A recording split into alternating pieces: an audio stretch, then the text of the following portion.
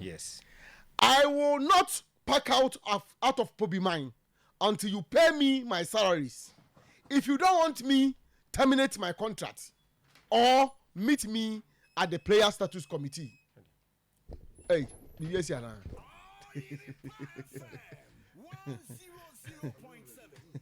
For him, say near. No, I don't know. You should be danger. To me, for we call home. And I'm in fact, home now. Or there be on your press conference. You said about a press conference. I say, I will not pack out of Pobi mine until you pay me my full salaries. If you don't want me, terminate my contract or meet me at the player status committee. Richmond Ayi and his manager threatens House of Folk. Richard Diano. Because Eric, you go now working. That be Ayi Nania Bre. I used to tell you what you pay jet them to. I can't also dia pass walk. What's one fa? But say, see idea. Coach Nako Kase.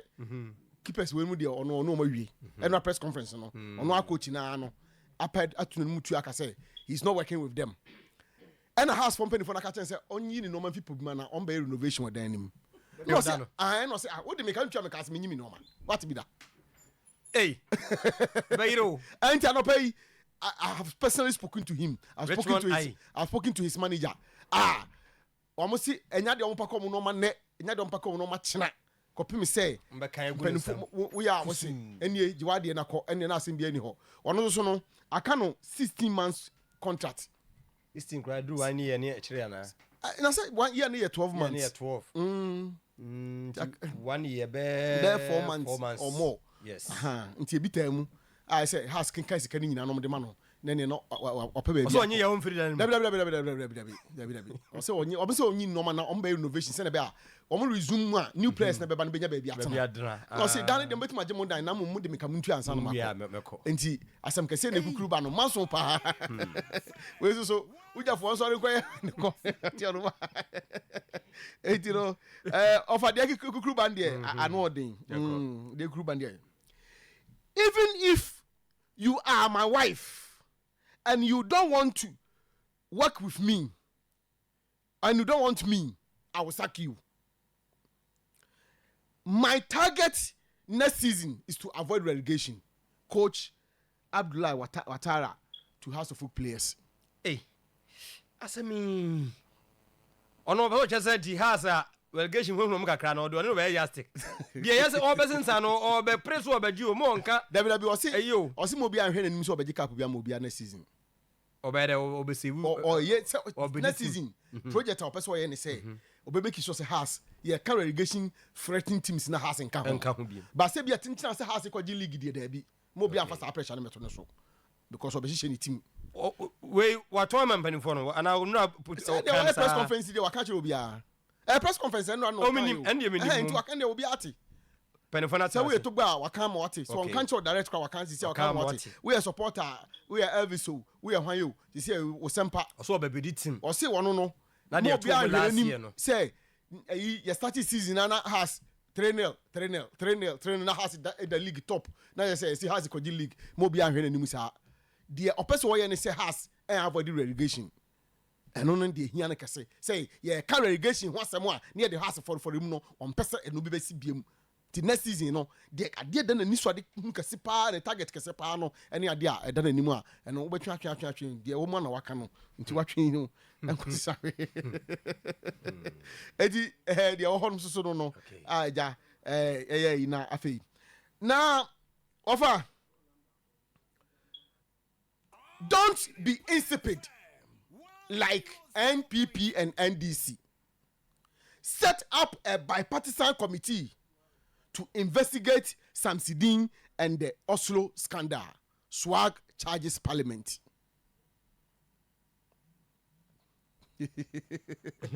So I go for the boafu. Kwabra boa. Ni sometime I'm one boafu pa. Time what aso ka. ESCO member but on the Asante regional chairman to a penyum. Sir. Say current ESCO no dey onye member. Okay. But Ashanti region dey nyina ye penyum no. Okay. Enti no. And as do ye dey. As though ESCO member and was secretary so Ashanti region. Okay. Secretary here. So on the church no pa church no. Nti ono atwotwo ye ne dinti. Say ezo o ye pokwari o. Nti won dey. Yeah, our number ho. Am for crowd asma to so ba me pese magi adi. Yenko. Omo so ne kwasi apia nyina yenko. We asma mo de nyam na me ka o. Kanu a me pom o me nua no. Right, Mr. Me so de me nua no won me ko da. Me say. Martin mu na ya no mo koye na afi ani solo ya yi ne Martin mu na no mo kokofo asem ade ba ne hu kro. Ba nti no swag for say ya na MPP ni DC omo ye insipid no ma parliament nso nko ye insipid sa so ho minim ni twi na monti committee a ebe bipartisan no monko wura Sam Sidin no o se ya forge ni signature no eni Oslo scandal ni nyina no monko hwem oka nipa nsion sanso a mokoyira ya you know eni omo a yesu omo ko wuo omo ko twa hwe a yesu abusuafo nko abusuafo no so omo bi omo nko ba bia sa abusuafo no so akasa o omo Sam Sidin boa Samum omo so boa omo se omo kra omo ko give san kra ya ma wo mo enti omo ka kire no way for ne se omo busuani na waka ba bi no omo enhye no omo se cremation ma preso ya na omo wi omo sanso no mfama na ha omo pa ba bi mfa nhye oso so omo akwaso omo ko give san omo dwane enti anu na ama swag for ne ka se ade no mu hwem ye because it's not sensicie ni musa na no betra ka se ensam no me de it does not tariff up for me ensicie ni ye because ensam na nkofo ke kan be bi omo de nanam no asa no ma no nkoye asa ensam no nkoye papa it is swag for say awe we parliament ni betima wuram ni ayi honorable kujoto abrakwa no te ha ni ayi honorable Patrick Boama no so te ha ni ayi we no te ha na won kwa asem ni mu na bi attachia edam no mo bisa questions so ho yen koye ni sana wala you di ala say o mbe you say me body ofa finally Saka Dauda and Patrick Asiedu hit Osekrum. Mama me pictures and videos and the pictures are ready. Me hu de nti abon Saka Dauda but for captain Walandi Kumasi. Okay. Oni Patrick Asiedu nyina yeah. Where Saka ni ana? Saka ni. Kai no ba ni ana? You know Kotoko secretariat hono no. Da bi we mote no. Sa de hono. Take kwan so hono. Kwan so hono no. Ho ni. Enti ka na yi ni si ye na na ja we ba ga no ja. Ordinary picture gina mu kama. Saka Dauda. Saka captain from Bofokwata no has landed. Enti no. Medicals are ready. From a fa. From a pan fan go fun. Enti no. Bon for Patrick so bra. Patrick Asiedu so. Ona obrekum Chelsea na. Yeah, onu so ni. Yeah, brekum Chelsea Patrick Asiedu. Okay. Onu so hit town. Also the same place and I say. The one the obeba no. Obeba no. Yeah, and onu so ni so onu so die no so kra ne bag kama. Patrick Asiedu. Yeah, and onu so hit town. Now ofa. Saka bako. Fansen Abet Amwa. Yeah, Abet Amwa. Olympics Abet Amwa. Onu so say on si mu kra na o si mafin kan be Kumasi. Yeah, so when see mu kra na e bi kra me can win some the flight until because we know be obedu. But definitely on also will be in Kumasi today for medicals into these three players no. Already Kotoko Asante say na Samuel Moe 5 and 6. Say officials. Me last count on there na you say 4 or 6. Okay. Between 4 and 6. Okay. Yeah, in between the hono baby na o me na mtis we mbeka ho na 9. Say Kotoko dem so mbesan 6 and we mbeka na 9 Kotoko. Yeah, official no. Yeah. Okay. About 9 na akaba akuna ye 10 to the best of my understanding no na no akwa kwesi anje say eno so eno no offer no Matusela or Bontu will play for my club. Young Apostle President Shelempeli declares no Matusela or Bontu will play for my club. Say what will me no we play now we na almost young apostles and we a senior player Metusela to say Bianca yemfa ne say ebia to say has fafa players bia na Kotoko fa players bi I say or senior players bi abokotoko abo house dey be so omba team omugu team no Shempele in a cancer. And pay oni a isike FM4 na yes interview no or see no Metusela or Bontu will play for my club. Wow, me no. No. Now ba ko de. Wo ba ko o so wo ba ko de a e bia no behwe na fine. Na me na wa wo me ndia. O si ska wo de be ma wo no. Enso ne wo ma no no yire no ma. okay, I don't can okay. Oh, That's a come you man. This called so you know, but tell me now. Because we refer to be a age, you move age and say be a ninety. Say age na to sell no. Not bontu no so no. Where's our sika no? We am cram you know over. Yeah, me and Sanya that now. I said that for. Over. The Kings project has taken off. Adako Jachi to now become a proper complex. Bon, very good. Very good. Very good. The Kings project finally has taken off.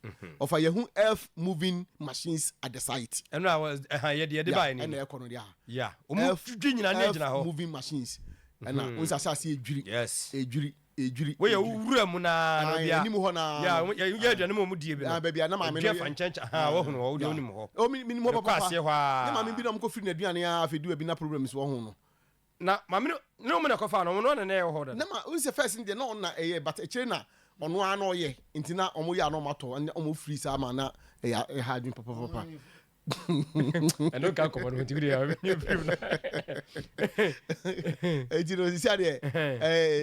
We hear the artistic impression of the future Adako Jachia, which means we are going to have a better complex. I mean, say, come papa. Okay. It's here, challenge number one, say, Togbe, at two per my trim. Now, I know an affair, I reference point. Yes. And now, Siciano, or Pimswanka Sankasa so. As also LED amas is here. One funding I put my also a fence at Dakuja also, and also EBT seems this year. Crops and organ hano competition no emube dio. Me checks just a first phase number 2 war. Afa home, yes. Yeah, no my pitches no. Na no my pitches, no my pitches new year. Okay. Now feel on my restroom. No my any my no exercise no. That's right. My video 2 no. Almost see nyama because no 1. Buildings no. Ombenya some pictures of the legends.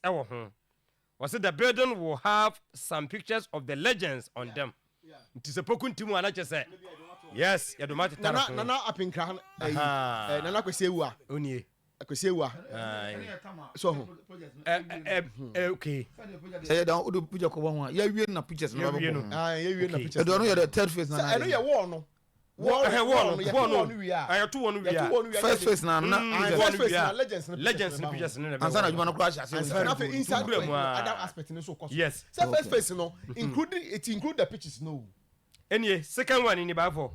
Natural grass and artificial grass pitch. Once you have youth team blog no. On never question.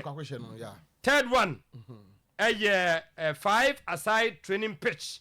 Was a little bit smaller than the standard pitches. Says your boss more push. Good. And so 4. Goalkeepers training pitch. Don't quite special. Team be any be Ghana. These are within the first phase no one. First phase okay. Goalkeepers training pitch. Team be any ho no kwa one goalkeepers training. Bon ma side video no media amount. Ma side video no mesro. Ma side video no. Na yeah, was it there will be a security post. And also watch baby watch my better. Very good. Yeah, done like a security and no watch man. Near administrative and reception block. And I just have a office nephew I didn't quite so. One said that had wanted to do that. Okay. By Senka secretariat. No, Upe say team CEO Nabia on say operative from maybe players on ben ho training ni sano man one ni na any ade. So of my confused. Oh say so we have legend be picture that. Video in a way. We say we have say baba ya picture na da ho no. Baba ya na mani wa. It's not a legend. Oh, legend. Okay. Dogomoro. No da ho no. Dogomoro coach no. Oh, no baby. And I never come me pet e wa Asante ho no. The legends no, it doesn't matter where you come from, they will give you. All my data kabum bebre. All can faces. That be where enyema be wo inimu nyina na mebo ni nyina. Say my real faces no. And where baba yara ni. Sir. Where baba yara? Baba yara here Dogomoro here. Bra Oiripa. I say who say radio. Near who No Abdul Razak. Oiripa and Promise Sports. Now call Oiripa live. The nyina no eda so. So do so Kofi Kotoko na release. ne ho me hu poku ntidi o mu ana beba obeba na say legends say di so me mpanifo okay it is so when we senior legends yeah senior legends so when we senior most legends okay so at say betia ba na bedu poku ntini George Kennedy mo ne beba Jordan poku mu nyina benyo mo legends o bedroom nyina na no okay so nti captain yanko na supporters in the omuni legends oh na supporters legends o buko so block enti babo after administrative and reception block no Kofi Bedu legend Kofi Bedu abako chief of staff okay and the picture na fo sata no player Kofi Bedu player mum because Kofi Bedu the ochocho but for after administrative one no you benya accommodation block for the youth team near sa ko first team accommodation block and nso be wombi video na wo hwe na ka ho bi na omanya gymnasium and physiotherapy block the Malik die ne by but physio so bebam and no so beba swimming pool e hwemu bi ne anya multi use gymnasium and sauna and no so bebam and your medical and physiotherapy block 2 tennis courts volleyball court natural grass and spectators stands with the complete complex and a full size astroturf nti nyema be wom complete complex and a mede proper complete complex ti ha pobima di kan ba da koja ache decide so bi na chi se onua panyin na di kan se has na empanyimfo nti omo ye wie na adakoja ache fo hu se no yenso so asie ye ba nyema onya be kwa asase no so ebeko so sa ebeko so sa na de nim die ntie na kaka oh na mo yeah yes you know omo to no fa ho a afi omo hu de asase na ankasa no architecture I don't bet much about bia beko it was on paper some day we know that the artistic impression no which that things are so yani mani agisa legend you know the bobo pictures of the bobo buildings no yes mani agi on pa we go for the bobo hey and you can say be free neba na he mo poku nti he go for your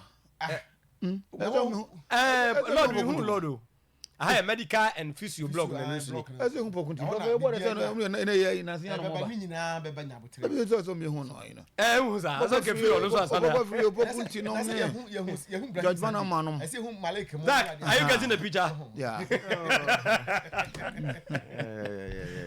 we use all get the picture it is nice Facebook I there when so mutimi ye dia oh o mema santimu aye de on say when na Kotoko supporters ni pe o Vesta kra na akwa come oh when na supporters ni pe when be say no and on person who say modern day football clubs no these are the way they are going eno na ema Ronaldo koka Manchester United currently ni Old Trafford ho asem mo de pamon no na sa Kotoko na kasa Barreto so na ka bi na so at say Barreto the shit in the bush the shit in the bush and then the teams ni nyina try say o make sure say because football matches are bo on match day no offer a lot goes into it before the match day where I'm say when a 5-a-side no okay a small post no okay yeah am club near for small post yakobo so ko baba tea e wo hodo mo administrative no doctor keke de na ye den enya na nyo no bia and that building no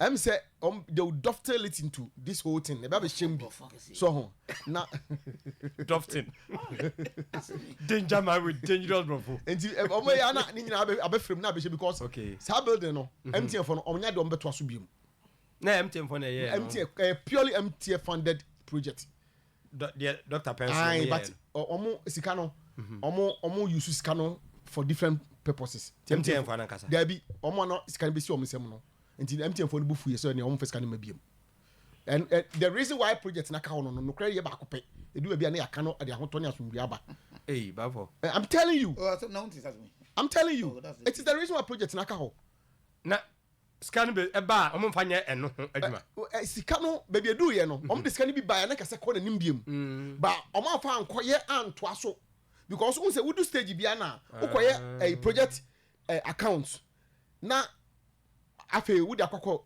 access the next tranche of the fund no enti time no soon ya omko so omko akwaji sika bi ndi aba beto aso no omko na mtn phone say na but mama ye hu hwe kire said because baby am wo sesi ai dey ho sika na yatwa awie sika e de ma amo no the next stage no we clearly Kotoko ntimi amfa bibia anko convince mtn phone ampa so wo hwe a ya na nyese ye mputu ni omadio no omo ni akwaya de foforo se de wo ka na me come de kwaya na sa bre se player bia Kotoko player bia om de top om de transfer and no crepa ni say that money was used for player purchasing na making me gas obi adi na me misquote me na me yeah for what I gathered because I ade be ko mu na me interested pa because na me interest na kam se me mtn phone ko ntoko but kam ni begu ase toka de ntoko and I say ultimate my promise project say no am na ka ho no sa MTN is a big company kasa odo mo ko ye na ntoko de mo ko ba you can't ase but you ko hu say ya enko for de ehwamo so at ase on say misappropriation so at ase enya investment but a misappropriation baby say this kind of question one fan question that the question baby fufuro enti say netimi ka say what cause financial loss to Kotoko do hu no say no mo be ye no kama ho sisi ayi no MTN phone de nya de on be ye bi meka new one ye bebe new one no e be kwa uram okay ombe ya mena ko ombe na afa no bi kra ye be bie maka ho na ye bia kakra bia place sisi baabi na ye flow so on say the na etimi aye asan aforo akosoro ama ye bia be ka ho container no so e container no there they will end up losing their status at the place eventually bia the use of the container be say the no mabeko kugum dia adwuma no okay ombe yi eno wana movable ayi na free mu so ati ase na afi no say gym sa say no dey say movable dey be yi ni nyina dey free na bia omo use their other things say omunya nyia oga no say gym no dey omo dikan omo yi di ko clubhouse ai quadras or den quadras omo dey kakuben clubhouse they all take okay omo dey come from no they are taking the gym to the house so that the boys will use it na ben omo na okay for them say enyanko ya ene nam kwanso ko I know this for a fact that they are moving the nyamana all the gym equipment ni no they are moving it from the AG honum no e they are called clubhouse be a place no one this one na clubhouse Kotoko ma haya na and say something that Kotoko will be there for forever so the time bia if you are every side say me Jeff Kotoko be move clubhouse na ko be meko say ebe nice ko benya anka this gym you know be wo the best place for the gym to be at the training complex because owner players no have to be if you there you see na person here some play be on personal be or person yeah but training on something that there's a trainer and the gym on no now na menim say na foreign funny Man United like osho muko omo returning when they return first I don't come here pay gym work because oba kwetena fienti the more gym work to build their muscles and all those things you know to sha omo returning you know when you play no open or do your gym no there's an instructor in front of you players ni na or chira we no you paddle the bike we no stretch we no say kojina speed ne so enti the best place for gym to be training minim there say the reason why they are moving it because of a joiner more air then I don't know today about for can also container ne be free okra and the minim okay the minim say gym we need the nyama free ho or the mo dey call clubhouse but container there I minim who news bia but what I know is that nyama ewo mu no because nyama na bebre mpo omo tutu da do air conditions ne TVs ne nkonya na ewo mu de Kotoko fo nkwasa free watch o this administration yi free watch ebi won pa omo tireze omo hu ebi afa ebi and yeah some ebi abe kan wasmo che so omo yi ya no ebi o wa na say me sim fa de nkwa me ma chemo na mo de akona I don't know between the people we dey ma che omo say ama instruction say ebi ayen ko yi ade fo nkwa nti dipa me bo ne din no ho nti no ebi onyam bi wa so yen hu e condition ne bi ni sam nyam bi wa na afi yen hu bi a nyama na afa ba no dey topic for another day but they have already taken out a lot of the things. Do sha come be boy players ne da no. Ebi wo ho bi so bi ho. Okay. Understand ebi wo ho. Say bi so be between about the ho ayo. Ni na betbi a but omo yi nyama na fi da. Na anyama aka ebi the gym nyama na omo use dey training no. Ena no so no ya te say the management take a decision say omo dey ni nya no ekọ clubhouse one no na place na ko isuro ntimi nim say no if it is because of projects na omo ba ye no and I say then you think say we have to find out and see why that decision omo taking on. Mama yemra na meba ne abetie de oforiantwi aka has coach etumi aka na metie lord mewia na ya cheta na mamko se ne em se ye pictures na ye mo ntino Adam SM Bites